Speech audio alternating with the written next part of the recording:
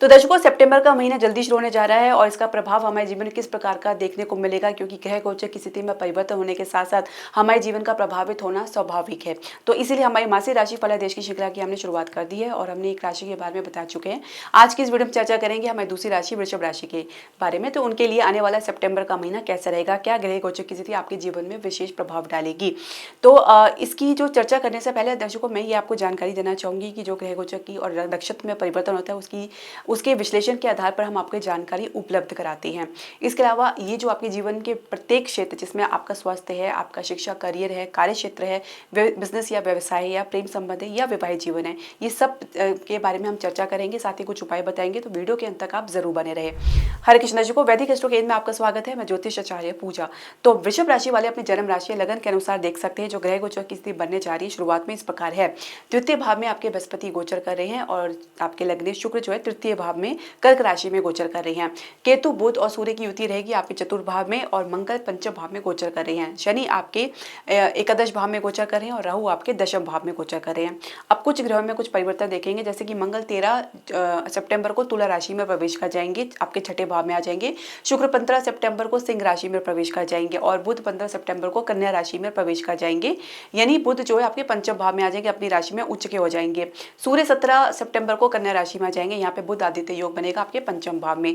ये ग्रह गोचर की स्थिति आपके जीवन में क्या प्रभाव लेकर आएगी, इसकी चर्चा करने से पहले मैं आपसे एक छोटा सा निवेदन करना चाहूंगी कि आप हमारे चैनल को सब्सक्राइब करें, बेल नोटिफिकेशन जरूर प्रेस करें। इसके अलावा आप हमारे चैनल को लाइक और शेयर जरूर करें।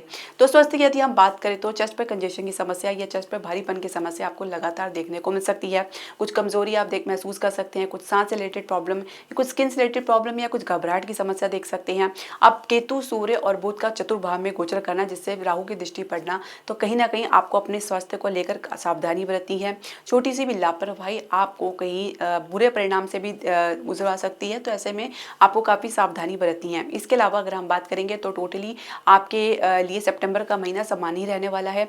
हालांकि मंगल जब आपके जो 13 सितंबर को छठे भाव में प्रवेश करेंगे तो कहीं ना कहीं आपके स्वभाव में कुछ तीव्रतापन या क्रोध अधिकता जरूर देखी जा सकती है।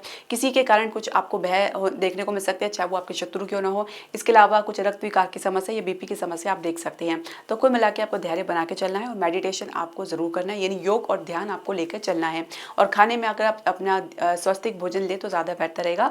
और इसके अलावा सूर्य का जैसे ही आपके पंचम भाव में प्रवेश होगा, यानी मध्य सितंबर के बाद की स्थिति काफ़ी बेहतर रहेगी।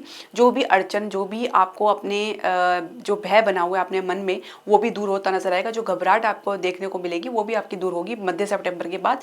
तो पहले से आप अपने दिमाग में किसी प्रकार की कोई गलत फहमी ना डालें, ऐसा कुछ भी नहीं है। तो अपना अच्छे से ध्यान रखें और ईश्वर पर विश्वास करके चलें। इसके अलावा अगर हम बात करें आपके शिक्षा और करियर की, तो पंचम भाव में मंगल का होना और शनि से दृष्ट होना, तो कहीं ना कहीं मार्गदर्शन को आपको गाइडेंस को आपको समझना होगा और सही मार्गदर्शन को पहचान के उस पर चलना होगा। आपके लिए थोड़ा सा चैलेंजिंग रह सकता है। कंपटीशन में अच्छी सफलता आपको देखने को मिल सकती है। खासकर स्थान से बाहर कुछ प्रयास करें तो उसमें भी आपको सफलता देखने को मिलेगी, खासकर कला के क्षेत्र में, डिजाइनिंग के क्षेत्र में, आर्ट के क्षेत्र में। इसके अलावा अगर हम बात करें कैंपस प्लेसमेंट की, तो काफ़ी ज़्यादा निराशा या उदासीतापन देखा जा सकता है, क्योंकि कहीं ना कहीं ये आपके परफॉर्मेंस को भी काफ़ी हद तक प्रभावित कर रहा है। जो जिस फील्ड में, जिस प्रोफाइल में आप जाना चाह रहे हैं, वहाँ से कुछ भी आपको आशा बनती हुई नजर नहीं आएगी, जिसकी वजह से कुछ आपको या तो एडजस्टमेंट करना पड़ सकता है या कुछ समय इंतजार करना पड़ सकता है। तो ये थोड़ा समय आपके लिए लंबा चल सकता है। करियर की शुरुआत में आपकी होप, उम्मीदें, आपकी अपेक्षा को ज़रूरत से ज़्यादा रह सकती है, जबकि जो कार्य क्षेत्र का माहौल जो रहेगा वो आपके लिए थोड़ा सा चैलेंजिंग भी रह सकता है और एडजस्टमेंट के लिए आपको शुरुआत में थोड़ा सा दिक्कत भी दे सकता है। तो ऐसे में अपने मन में धैर्य बना के चलें और सीखने की भावना से चलें, समर्पण की भावना से चलें और साथ ही कहीं ना कहीं आपको कुछ एडजस्टमेंट करना पड़ सकता है। आप अपने प्रति लोगों की अटेंशन प्राप्त करने में बहुत ज़्यादा अपना प्रयास करते नजर आ सकते हैं। ये इससे आपको बचना होगा, संतुष्टि की भावना रखनी होगी और अपने कार्य में फोकस बना के चलेंगे तो ही आप अपने काम में जो एक स्टेबिलिटी देख पाएंगे। अन्यथा कहीं ना कहीं एक इंस्टेबिलिटी की समस्या या भय आपके मन में रह सकता है। अब कार्य क्षेत्र का माहौल कैसा रहेगा? जो पहले से नौकरी पेशा लोग हैं उनके लिए राहु का दशम भाव में गोचर होना और सूर्य, केतु और बुध से दृष्ट होना, अधिकारी के साथ या सीनियर के साथ कहीं ना कहीं मिसकम्युनिकेशन को दर्शा रहा है, गलतफहमी, एक डिस्टेंस को भी दर्शा रहा है, एक सपोर्ट की कमी आप महसूस कर सकते हैं, एक सहयोग की कमी महसूस कर सकते हैं और कहीं ना कहीं कुछ अलग थलग भी महसूस कर सकते हैं।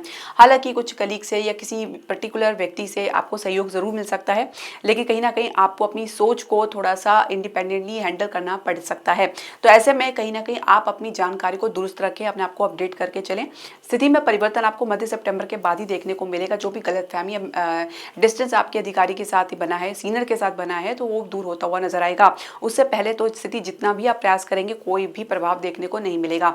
मध्य सितंबर के बाद की जो स्थिति बनेगी, कुछ आपको एक दूसरे के प्रति कुछ एक सहयोगिता की भावना आपको देखने को मिलेगा। और उससे पहले एक आपका जो भी प्रयास रहेगा उसमें आप अपने जितनी ज़्यादा ईमानदारी, स्ट्रेट फॉरवर्डनेस और क्लैरिटी दिखाएंगे उतनी ही ज़्यादा आपको कम ही दिक्कतों का सामना करना पड़ सकता है। लेकिन केतु और राहु आपके जो है केंद्र भाव में रहेंगे, चतुर्थ और दशम भाव में, तो ऐसे में सावधानी आपको जरूर बरतनी है क्योंकि पूरे वर्ष इसी भाव में रहेंगे। इसके अलावा नई नौकरी के लिए प्रयास में आपको सफलता मिल सकती है, खासकर आप स्थान से बाहर कहीं इंटरव्यू दे रहे हैं या कुछ नई जॉब के लिए आप प्रयास करें तो उसमें आपको सफलता देखने को मिलेगा। इसके अलावा अगर हम बात करें आपके ग्रोथ की या प्रमोशन की, तो देखिए शनि महाराज जी एकादश भाव में गोचर कर रहे हैं। तो यहाँ पे आप निश्चित होकर चलें कि आपको आपकी मेहनत का, आपकी संघर्ष का फल जरूर मिलेगा। यदि आपने बहुत मेहनत संघर्ष करी है और धैर्य से प्रतीक्षा करी तो आप ये समझ लीजिए कि शनि आपको ये फल देने के लिए पूरी तरीके से तत्पर रहेंगे। थोड़ा सा आपको अपने काम में एक कह सकते हैं कि तत्परता लानी होगी, शॉर्टकट तरीके से आपको दूर रहना होगा। इसके अलावा अगर हम बात करें व्यवसायिक बिजनेस की, तो सप्तम भाव के स्वामी मंगल आपके पंचम भाव में गोचर कर रहे हैं। कुछ निर्णय महत्वपूर्ण आप ले सकते हैं, लेकिन कारगर तभी साबित होंगे मध्य सितंबर के बाद। तब तक मंगल जो है आपके जो है छठे भाव में गोचर करने लग जाएंगे। तो ये भी संभव है कि बिजनेस पार्टनर के साथ कुछ डिफरेंसेस या कुछ मतभेद उभर सकते हैं, कुछ गुप्त शत्रु से आपको नुकसान देखने को मिल सकता है, जिससे आपको सावधान रहना है। साथ ही कुछ इनकी वजह से आपको संघर्ष की स्थिति का सामना करना पड़ सकता है। अब यदि आप किसी कोर्ट केस के में यदि लगे हुए हैं तो उसमें आपकी सफलता निश्चित है, जीत निश्चित है, लेकिन उसमें थोड़ा सा आपको धैर्य से चलना होगा और जितना ज़्यादा आप धैर्य बना के चलेंगे आप सफलता के उतने करीब पहुंचेंगे। फाइनेंशियल सेक्टर में एक सामान्यता स्थिति देखने को मिल सकती है और अगर समझे घरेलू उद्योग में, रियल एस्टेट में और इंजीनियरिंग सेक्टर में निर्णायक आपकी सोच रहेगी और इसमें आपको मध्य सितंबर के बाद कुछ गति भी देखने को मिलेगा। उससे पहले सिर्फ एक कह सकते हैं कि एक फाउंडेशन आपके लिए तैयार होगा। इसके अलावा अगर हम बात करें आपके प्रेम संबंध की, तो घर के दबाव में आकर आप अपने पार्टनर के साथ कुछ डिस्टेंस बना सकते हैं। शुरुआत में कुछ इस प्रकार की स्थिति बन सकती है जहाँ पे एक संघर्ष और एक कह सकते हैं कि कुछ जल्दबाजी भी देखी जा सकती है। परिवार का दबाव पड़ने की वजह से भी कहीं ना कहीं कुछ संबंध को लेकर आत्मविश्वास में कमी महसूस करेंगे। 15 सितंबर के बाद की स्थिति थोड़ी सी तो सुधरेगी, लेकिन फिर वही बात है कि कुछ ना कुछ समस्या, गलतफहमी या ईगो क्लैशेस की समस्या आप लोगों के बीच में बढ़ सकती है। विवाह की चर्चा शुरुआत में तो आप कर रहे हैं, लेकिन जल्द ही आप इस चर्चा को किसी वाद विवाद में, झगड़े में परिवर्तित होते हुए भी देख सकते हैं। तो फिलहाल स्थिति अभी आपके पक्ष में बिल्कुल भी बन नहीं रही है, तो आपको कुछ समय धैर्य से इंतजार करना पड़ सकता है। विवाह की चर्चा वैसे भी चल रही है तो कहीं ना कहीं कुछ अड़चन आपको देखने को मिलेगी। इसके अलावा अगर हम बात करें आपके विवाहित जीवन की, तो देखिए सप्तमेश मंगल पंचम भाव में गोचर करें, उसके बाद आपके छठे भाव में आएंगे 13 सितंबर को। तो कहीं ना कहीं जीवन साथी किसी भी वाद विवाद से दूर रहना पसंद करेंगे, साथ ही अपनी इच्छा अनुसार चलेंगे, कोई एडजस्टमेंट, कोई समझौता करना नहीं चाहेंगे। जहाँ पे आपकी स्थिति थोड़ी सी विपरीत रह सकती है, जहाँ पे आप स्थिति को पाटने के लिए या किसी भी समस्या को, मुद्दे को आगे टालने के लिए आप तत्पर रहेंगे, अपनी तरफ से प्रयास करेंगे, लेकिन जीवन साथी के सहयोग में, उनके कॉपरेशन में और उनके व्यवहार में कुछ ना कुछ कमी आपको देखने को मिलेगी। अब संतान प्राप्ति के लिए प्रयास आपको मध्य सितंबर के बाद ही कुछ अच्छे संकेत आपको देखने को मिलेगा और संतान से भी कुछ आपको उम्मीदें बढ़ सकती है मध्य सितंबर के बाद। उपायों की बात कर लेते हैं। सप्तमेश मंगल का आपको उपाय करना होगा। इसके लिए प्रत्येक मंगलवार को हनुमान जी के दर्शन जरूर करें और लाल वस्तु का दान कर सकते हैं। और ये भी संभव है तो आप गाय को मीठी रोटी मंगलवार को जरूर खिलाएं, देसी घी और गुड़ के साथ आप गाय को जरूर खिलाएं। तो ये बहुत ही अच्छा कारगर उपाय है। अगर आपके आसपास कहीं बंदर उपलब्ध है तो आप उनको गुड़ और चना भी खिला सकते हैं। तो दर्शकों, ये उपाय आप लगातार करते रहिए, ये मत विचार कीजिए कि आपको इतने टाइम तक करना है, क्योंकि जितनी दान और सेवा आपसे होगी, जितना जाप आपसे होगा, उतना ही जो ग्रह के कलेश है वो कटेंगे। तो दर्शकों, आपके जो भी प्रश्न, सजेशन या क्वेरी आप हमारे कमेंट बॉक्स में जरूर डालें। हरे कृष्णा।